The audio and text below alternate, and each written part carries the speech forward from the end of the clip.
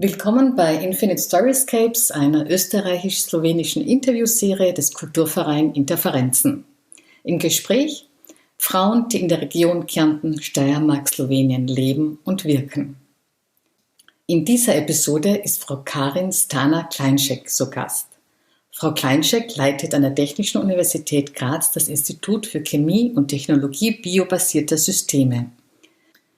Die Materialforscherin ist zum Studieren nach Graz gekommen, geboren und aufgewachsen ist sie in Maribor, wo sie von 2011 bis 2015 Vizerektorin der Universität war.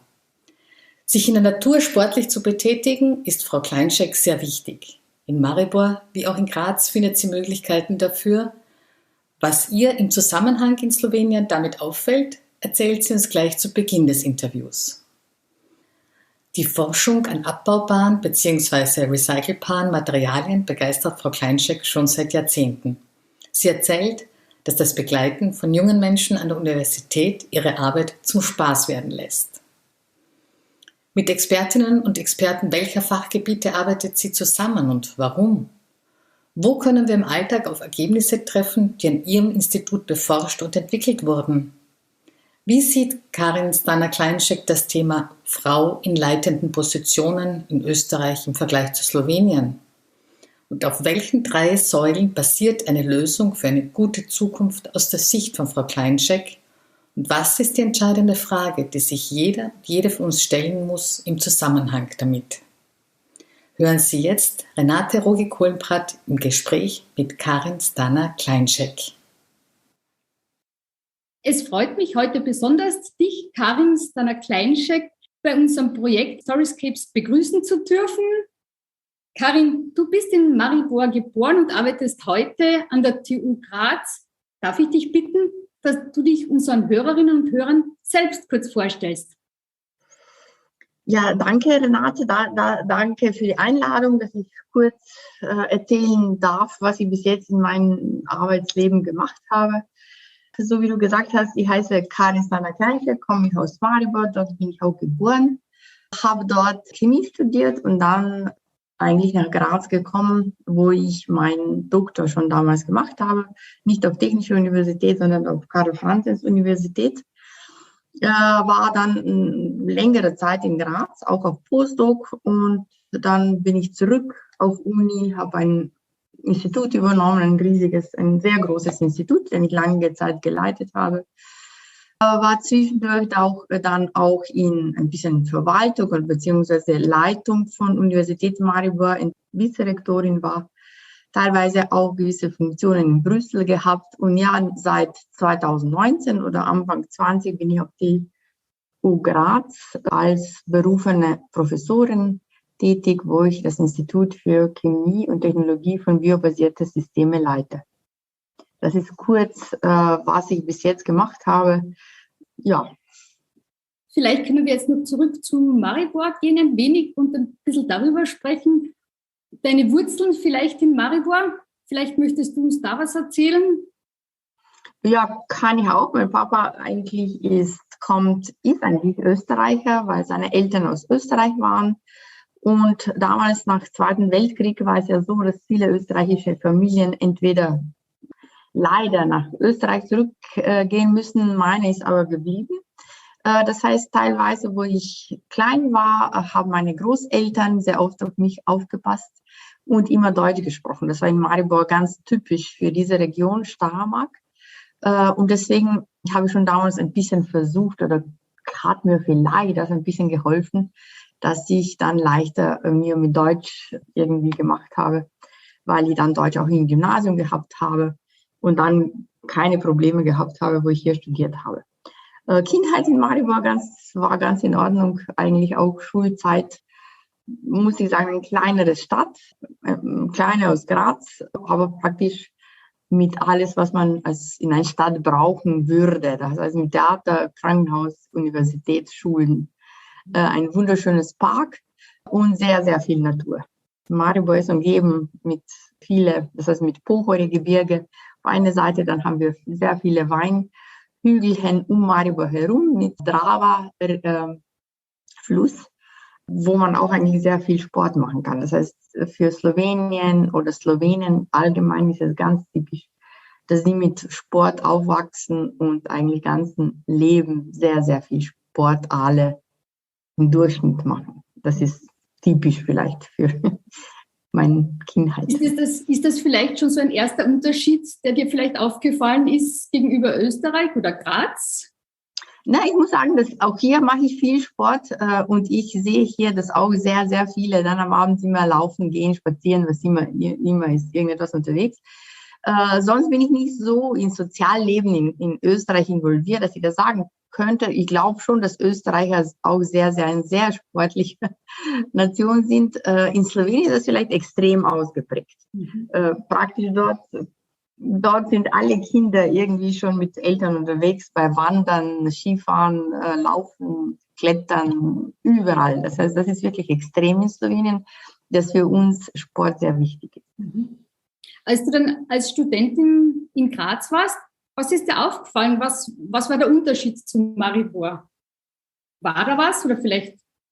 Nein, das kann ich jetzt nicht so beschreiben. Vielleicht, dass hier die Studenten auch jetzt viel selbstständiger vielleicht arbeiten als bei uns, weil bei uns alles irgendwie geregelt ist mit sehr vielen Punkten, die wir machen müssen, welche Prüfungen oder Fächer wir absolvieren müssen, um weiterzukommen. Und hier vielleicht das viel mehr im Hand von Studenten liegt, weil es teilweise sehr gut ist, teilweise aber auch sehr gefährlich kann, weil man muss schon sehr wissen, was man machen muss, um dann rechtzeitig zu Ende zu kommen. Das ist vielleicht ein Unterschied.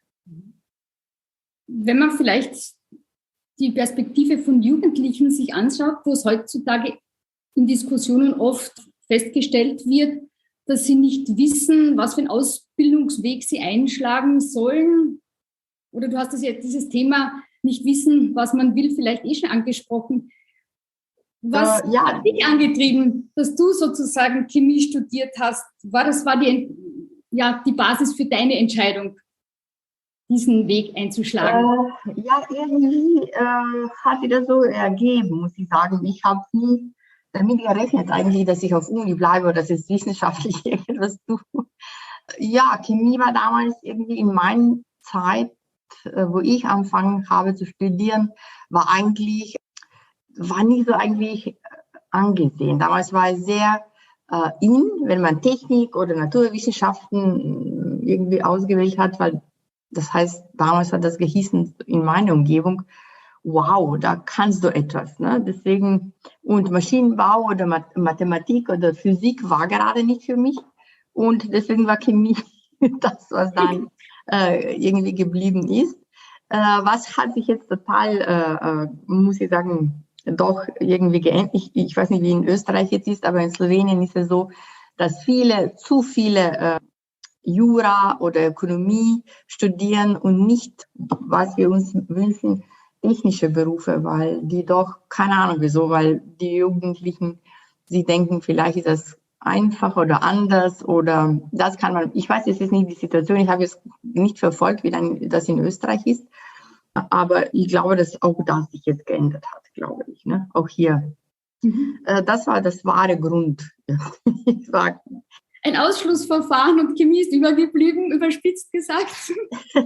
Nein, das nicht, aber es war nie, ich war nie wie typisch so gewisse junge Leute, die man sagt, aha, jetzt schon sofort als kleines Kind weiß ich, was ich tun werde. Das war bei mir nicht der Fall. Ich war sicher, dass ich keine Slawistik studiere. Das war ganz sicher.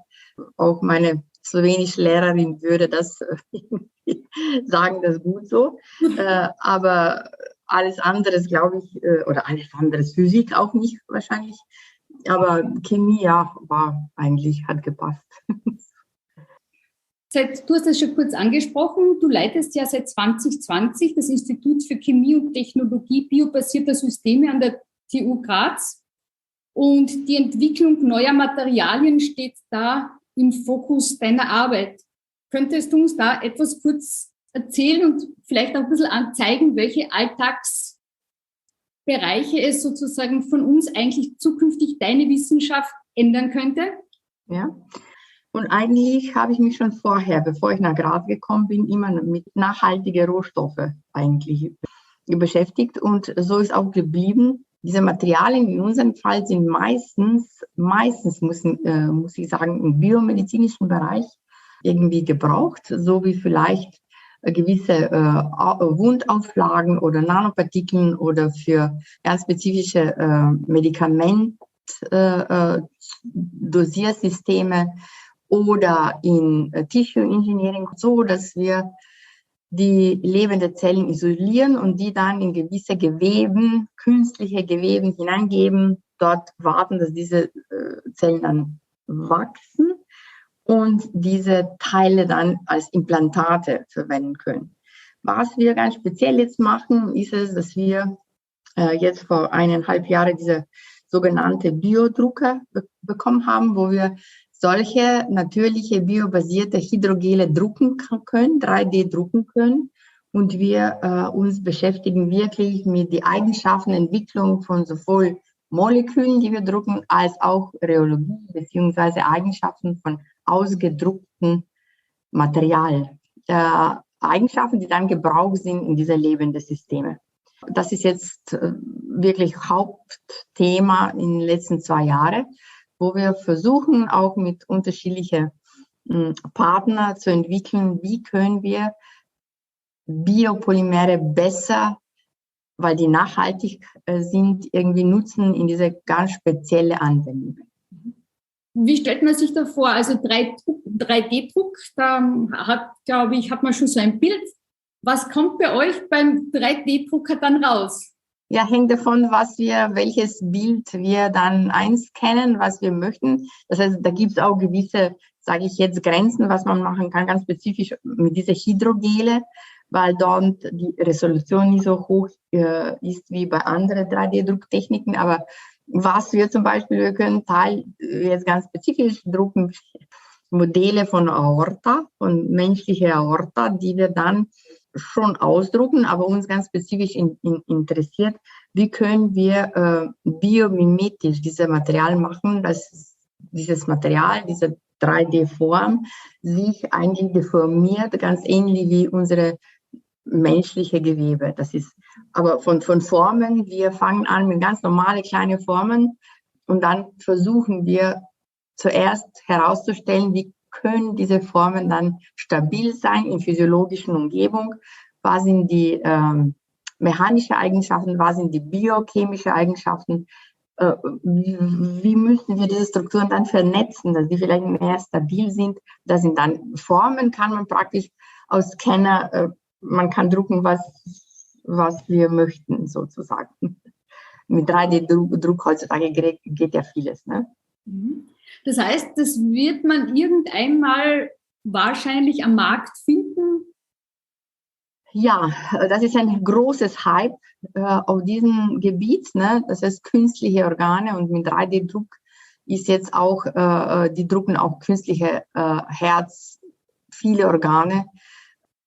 Und heutzutage teilweise schon gewisse Sachen auf dem Markt sind. Nur ist es so, bis man dann wirklich ein Produkt hat und das wirklich auf den Markt kommt, in Form von ein kommerzielles Produkt, dauert das mehr als 10 Jahre und kostet mehrere Millionen Euro, weil im biomedizinischen Bereich, du weißt das, Renate, ist es alles extrem teuer. Es ist immer alles mit ethischen Kommissionen verbunden, mit Tierversuche, mit wirklich viel Aufwand. Ja, wir machen das zwar forschungsmäßig, teilweise auch in Projekte, jetzt gerade zusammen mit einer Firma, aber dass das jetzt sehr bald auf den Markt kommen wird, das glaube ich nicht, weil wir leider zu wenig Geld haben, dass wir das alles in einem Prozess uns leisten könnten. Wenn du von einem Projekt sprichst, wie läuft so ein Projekt ab, in dem du arbeitest? Ja, wahrscheinlich mehrere Personen involviert und nicht nur mehrere Personen, sondern auch mehrere Fachgebiete. Genau, das heißt, unsere Forschung ist extrem interdisziplinär. Das heißt, meine Gruppe beschäftigt sich und ist verantwortlich meistens um Entwicklung von dieser sogenannten Bioinks. Das sind die Strukturen, wo eigentlich Moleküle, gewisse Antigene, gewisse auch Medikamente drinnen sind und wir versuchen mit neuen Molekülen das irgendwie zu verbessern, optimieren, studieren, was sind die Wechselwirkungen. Aber sicher müssen wir dann arbeiten mit Molekularbiologen auf andere Seite, die dann ganz genau studieren, wie verhalten sich die Zellen, die eigentlich involviert sind oder eigentlich gleichzeitig auch gedruckt sind. Das heißt, was ist dann eigentlich eine biologische Eigenschaften von so einem 3D-Objekt? Dann ist es wichtig und sehr oft, gerade auf diesem Gebiet machen wir sehr viel mit Physiker bzw. Mechaniker, die sich mit gewissen Modellen beschäftigen, und modellieren, wie so ein Material sich überhaupt unter gewisse Belastungen verändert.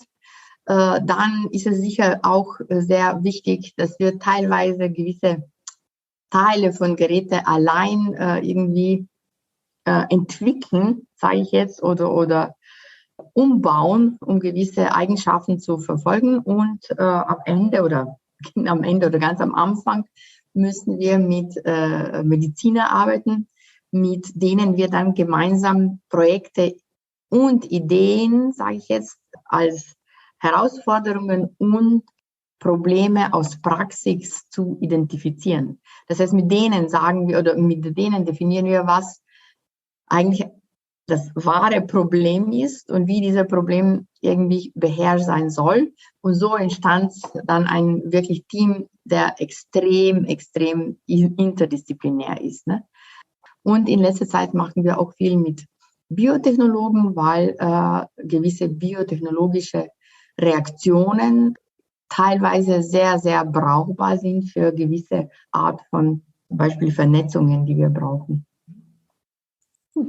Du hast jetzt beschrieben, diesen medizinischen Teil, an dem du arbeitest. Hast du sozusagen jetzt schon andere Schwerpunkte auch bearbeitet? Ja, wir arbeiten, das ist immer, ist es bei uns, als ich gesagt habe, nachhaltige Moleküle, das heißt biobasierte Moleküle. Und dann ist es heutzutage extrem wichtig, dass praktisch in alle Art von Industrien, die viele Probleme haben und die möchten Plastik sozusagen, synthetische Polymere, wenn es irgendwie geht, entweder ein bisschen reduzieren ihre Produkte oder mit anderer Art von Moleküle dann diese Anwendungen zu entwickeln. Und so sind wir auch in technischen Bereichen eigentlich aktiv. Jetzt hat sich herausgestellt, dass auch für Architekten zum Beispiel diese Nachhaltigkeit extrem wichtig ist. Und zusammen mit unseren Kollegen aus Fakultät für Architektur TU Graz entwickeln wir jetzt so ein Isolationsmaterial aus Alginat, der auch biobasiert ist. Das heißt auch ein Polysaccharid, die dann gewisse Eigenschaften schafft bezüglich Isolation oder die Geräusche irgendwie dämpfen kann. Interessant sind, das heißt akustische Eigenschaften eigentlich. Die sind zu uns gekommen und jetzt eigentlich sind zwei gemeinsame Magisterarbeiten entstanden, wo eigentlich aus unserem Wissen, aus ganz anderen Bereich, das ist praktisch aus Papierindustrie, Textilindustrie, Verpackungsindustrie, vieles, wo wir jetzt heutzutage wirklich Probleme in Europa, aber allgemein haben. Hier sind wir irgendwie involviert, immer mit dieser Nachhaltigkeit. Du hast ja jetzt so ein bisschen die Herausforderungen der Nachhaltigkeit angesprochen. Jetzt vielleicht ein bisschen allgemeiner gesehen, außerhalb, wie siehst du die Situation? Wo müssen wir als Gesellschaft besonders aufpassen? Was wäre da dein Zugang dazu? Das ist eine sehr schwierige Frage und das sage ich auch immer alle Studenten. Das heißt, erstens, wenn wir uns alle, das heißt wir drei, die hier heute sitzen, meine Studenten TU Graz, Österreich, Europa, Slowenien, nicht fragen, sind wir bereit, anders zu leben? Und das heißt, dass wir weniger konsumieren. Das ist das erste und das sehr wichtige, glaube ich, Punkt. Das zweite, dass Industrie bereit ist, jetzt mehr zu zahlen für gewisse Produktionswege, die dann teurer sind und Politik das alles unterstützt. Solange die drei Partner eigentlich nicht wirklich ernst denken und wirklich ernst und sagen, ja, wir sind es, die das machen, und solange wird sich gar nichts ändern. In 2021 haben wir das größte CO2-Emissionen bis jetzt gehabt, obwohl wir alle reden über Nachhaltigkeit. Das heißt, und wir alle fliegen nach Urlaub noch immer. Wir alle kaufen, ich weiß nicht wie viel pro Tag ein. Wir alle fahren. Wir alle und so weiter und so her. Und da gibt es keine Technologie, die das jetzt ganz einfach irgendwie so mit einem Zauberstab ändern kann. Ich glaube es nicht. Das ist jetzt sehr, sehr böse gesagt vielleicht. Aber ich denke wirklich so. Okay, wir sind alle betroffen davon und sind alle aufgefordert, uns zu überlegen, was wir wollen. Jeder Einzelne, ja, jeder Einzelne. Wir sagen zum Beispiel, wir sollen weniger fliegen, ne? Wir sollen weniger reisen. Ja. Und wer ist der weniger reist? Niemand, im Grunde genommen. Noch immer geht alles weiter. Ja, ich glaube, das ist ein Thema, über das man sehr lange reden könnte, aber ich glaube, wir sollten den Schwerpunkt jetzt wechseln. Vielleicht das Thema Frauen steht ja auch in unserem Projekt im Mittelpunkt. Und an der TU Graz hat es ja sehr lange nur wenige Frauen in leitender Position gegeben. Das ändert sich nun langsam. Wie siehst du die Frauen allgemein? Welchen Frauen bist du begegnet auf deinem Berufsweg? Ja, ich muss sagen, dass viele Frauen fangen an, ne? Sind sehr viele, auch hier auf TU Graz haben wir viele Studentinnen, vielleicht sogar mehr Studentinnen als Studenten, die extrem brav, gut sind, sehr innovativ. Was meine Beobachtung ist in diesen letzten 30 Jahren, ist es, dass die Frauen dann gewisse Grad erreichen. Das heißt, die kommen bis Doktorat, ne, sehr oft. Und dann kommt diese Frage und meistens von uns entschieden wir uns dann für Familie. Ne? Weil noch immer berufsmäßig, wenn ich das vergleiche, ist für eine Frau doch das alles zu managen, wo die Kinder klein sind. Und dann gleichzeitig, ich rede jetzt über Forschung, ne? über Professorinnen, sage ich jetzt, dann doch nicht so leicht ist, alles zu, wie soll ich das sagen, kombinieren, dass alle Bereiche dann irgendwie sich gut entwickeln, Familie und gleichzeitig Beruf, weil um dann die wissenschaftliche Karriere dann wirklich intensiv durchführen zu können, muss man schon extrem und intensiv irgendwie involviert sein in berufliches Leben. Es ist aber alles möglich, alles, und ich unterstütze. In meiner Gruppe sind immer viele Frauen und viele Frauen haben mehrere Kinder, sind schwanger zwischen Dissertationen. Es geht alles, man muss extrem, extrem gut organisiert sein und dieser Willen haben, ja, ich kann es. Und sicher können Frauen und können teilweise auch genau gut oder nie besser das alles meistern. Nur auf diesen Positionen, Professorinnen oder auch CEOs von Firmen, sehen wir weniger, weil dieser Teil von wo Kinder klein sind, doch fehlt dann. Ne? Also diese 5, 6 Jahre. Was ich jetzt, wenn ich Slowenien und Österreich vergleiche, ist es, dass in Slowenien allgemein in sozialistische Länder praktisch alle Frauen arbeiten. Alle. Das heißt, dort, wenn die kleinen Kinder 8 Monate sind, gehen die in Krippe und alle gehen zurück arbeiten. Das ist das Grundunterschied. Und deswegen sind in Slowenien auch viel mehr Frauen auf leitende Positionen als Generaldirektorinnen oder in Pharmazie-Universitäten. Vielleicht nicht so auf technische Universitäten, aber auch das hat sich jetzt geändert, aber allgemein. Das ist ein riesiges Unterschied und das muss ich schon sagen. Das ist anders in Slowenien, aber nicht nur in Slowenien, sondern alle sozialistische Länder und die, wo hier mehr vielleicht traditionell diese Familie unterstützt wurde. Das muss ich auch betonen. Ne? Leicht ist es aber nicht, ne, das zu machen. Also leicht ist es weder da noch dort. Nein. Aber diese gesellschaftlichen Rahmenbedingungen scheinen in den Systemen doch unterschiedlich zu sein. Sehr unterschiedlich, ja. Ja, bei uns ist dieses System, muss ich sagen, von Kinderkrippe, Kindergarten, das heißt, ist extrem gut organisiert. Der Kleinschul- oder diese Vorschulprogramme, das kenne ich jetzt. Meine Enkelkinder sind in München Und ja, auch dort sehe ich, dass das zwar sehr gut organisiert ist, aber so gut, wie das bei uns ist, wo praktisch jedes Kind sofort diesen Platz bekommt, dort auch viele, viele Programme für Kleinkinder sind, von Sprachen bis alle mögliche, schon wirklich von ganz kleinen Kindern. Das muss ich sagen, das ist vielleicht sogar besser organisiert bei uns, obwohl ich hier das nicht kenne. Ich sehe nur, dass hier die Frauen nicht so oft sofort zurückarbeiten gehen wie bei uns.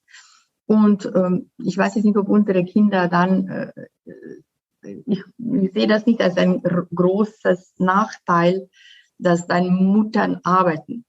Ich musste da eigentlich meinen Sohn fragen, aber ich glaube, dass er ganz normal das dann sich entwickelt hat. Ne?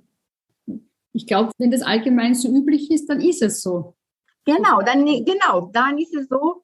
Und genau das hast du jetzt gut gesagt, dass im ganzen Bekanntenkreis oder alle junge Frauen arbeiten mit Kindern. Ne?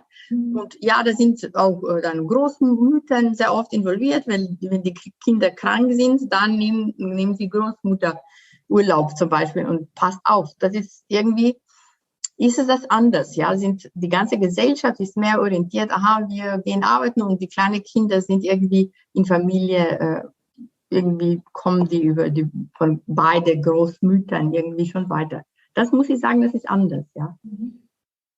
Karin, wenn du jetzt so zurückblickst zu deinen Anfängen, beginnend mit der Volksschule, was treibt dich an? Woher nimmst du die Energie für deine Arbeit und für die vielen Stunden, die du da einsetzt? Das ist auch eine Frage, die ich so oft in letzter Zeit, ja, wirklich viele fragen mich, wieso noch immer so viel Enthusiasmus. Und ich glaube, und letztes Mal habe ich das auch so gesagt, ich glaube, dass egal was man im Leben tut, muss man das mit Begeisterung machen.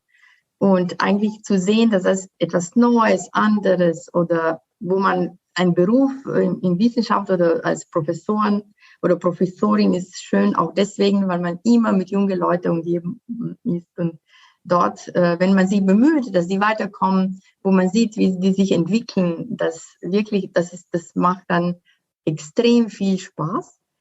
Und das in Graz ist es doch, wieso ich das jetzt, es ist etwas Neues, das heißt, es ist eine Aufgabe, die dann zu machen ist und wenn das in 5 Jahren sehr erfolgreich ist, dann kann ich sagen, wow, super. Und es ist eigentlich, glaube ich, entweder man wissenschaftlich das macht oder privat. Engagement ist das Wichtigste. Wenn man engagiert ist, da gibt es keine Grenzen und dann ist das eigentlich Spaß. Wenn du dir noch was wünschen dürftest, Karin, für die Zukunft, für dich? Was ich mir wünsche, jetzt bin ich schon in diesem Alter, wo ich sagen muss, ich möchte gesund bleiben und aktiv. Das ist mein größtes Wunsch und sicher sind jetzt alles mit Institut verbunden, mit TU Graz, dass wir jetzt wirklich dieses Institut irgendwie so schaffen, dass das international sehr anerkanntes Institut ist. Nächstes Jahr haben wir eine riesige Konferenz hier, wo mehr als 600 Leute zu uns kommen aus der ganzen Welt, auf Gebiet von Polysaccharide zum Beispiel, wo wir zeigen und Graz eigentlich das organisiert in Kooperation mit anderen österreichischen Universitäten, die mit Nachhaltigkeit was zu tun haben. Da sind wir stolz, dass es in Graz ist. Ich wünsche mir, dass diese Konferenz das Beste bis jetzt auf diesem Gebiet ist und sicher wünsche ich mir, dass meine Enkelkinder, 2 Mädchen auch, sich gesund entwickeln und eine schöne Kindheit haben und eigentlich das im Leben tun, was die sich wünschen. Das wünsche ich mir. Karin, recht herzlichen Dank für das Interview. Wir haben viel Neues, Spannendes gehört, was uns vielleicht in Zukunft erwarten wird. Ich wünsche dir viel Erfolg und Glück bei deiner Arbeit. Dankeschön. Danke. Sie hörten im Rahmen der Infinite Storyscapes Renate Rugi-Kohlenbrat im Gespräch mit Karin Stana-Kleinschek, die Leiterin des Instituts für Chemie und Technologie biobasierter Systeme an der Technischen Universität Graz.